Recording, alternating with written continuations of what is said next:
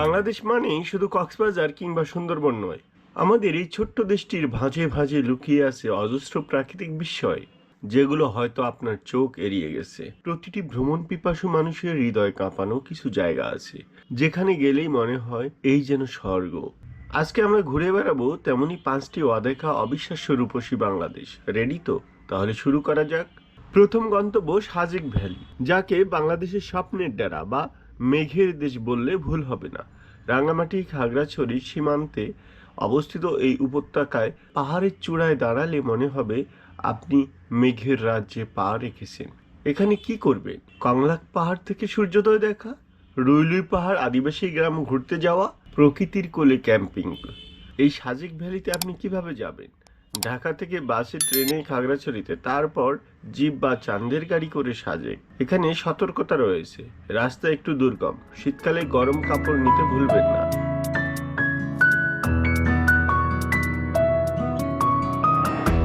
দ্বিতীয় জায়গাটি এক জীবন্ত রূপকথা, রাতারগুল ফ্লোরেট ফরেস্ট বা স্বাদুপানির ম্যানগ্রোভ ফরেস্ট।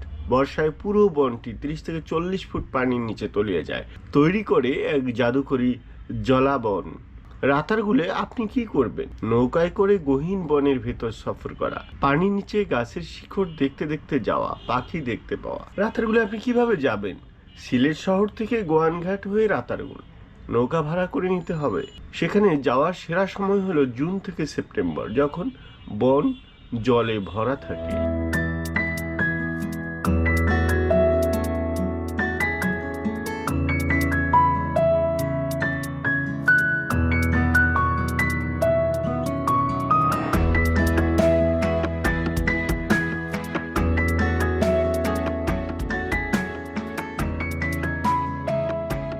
বন্ধুরা, তৃতীয় স্থানটি রূপের রানী নীলগিরি রিসোর্ট। বান্দরবনের এই উচ্চতম পর্যটন স্পটে গেলেই বোঝা যায় কেন একে ক্লাউড 9 বলা হয়।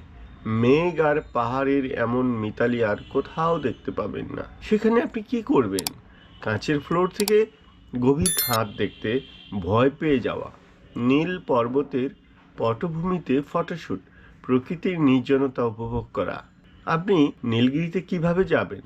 বান্দরবন শহর থেকে জিপ বা চান্দের গাড়িতে অনুমতি নিতে হয় সেখানে যেতে হলে। এখানে একটি টিপস দিয়ে রাখি, আবহাওয়া পরিষ্কার থাকলে আকাশের রং দেখে আপনি মুগ্ধ হয়ে যাবেন।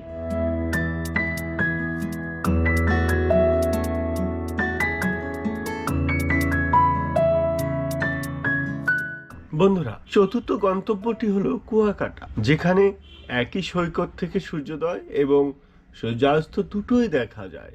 বাংলাদেশের দক্ষিণ পশ্চিম কোণের এই সাধারণ সমুদ্র সৈকত মোটেও সাধারণ নয়। আপনি সেখানে কি করবেন? সকাল সন্ধ্যা দুই সময়ই সমুদ্রের রূপ বদল দেখা, গাঙ্গেয় প্রণালী ও বঙ্গোপসাগরের মিলনস্থল দেখতে যাওয়া, ঝাউবনের নিচে হাঁটাহাঁটি করা। আপনি কুয়াকাটা কিভাবে যাবেন? ঢাকা থেকে সরাসরি বাসে পটুয়াখালী, তারপর লোকাল ট্রান্সপোর্ট কুয়াকাটা। এখানে স্পেশাল বিষয় হলো এখানকার ফাতরার বন এবং বৌদ্ধ মন্দিরও দেখার মতো।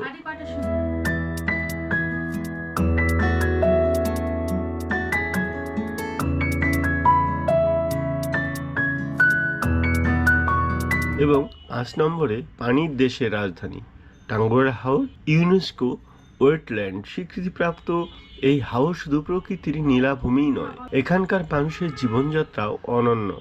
কি করবেন এখানে? নৌকায় করে হিজল করজবনের ভেতরে যাওয়া, হাজার হাজার পরিযায়ী পাখি দেখতে পাওয়া, শীতকালেই শুধু এটি দেখা যায়, স্থানীয় মাছের স্বাদ নেওয়া। সুনামগঞ্জের টাঙ্গুয়ার হাওরে কিভাবে যাবেন? সুনামগঞ্জ সদর থেকে নৌকা ভাড়া করে টাঙ্গুয়ার হাওরে যাওয়া যায়। এখানে যাওয়ার সেরা সময় বর্ষা, জুলাই থেকে অক্টোবর, যখন হাওর পানিতে টইটম্বর থাকে।